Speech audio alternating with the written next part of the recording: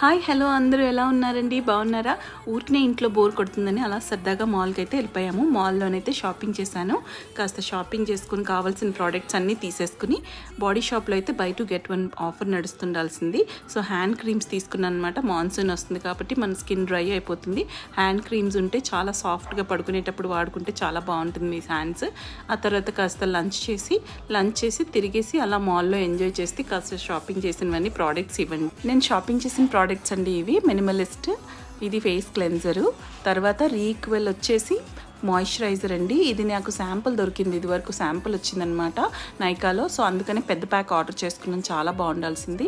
ఇది retinol night cream అనమాట. Body షాప్లో వచ్చి నేను హ్యాండ్ క్రీమ్ కొనుక్కున్నాను.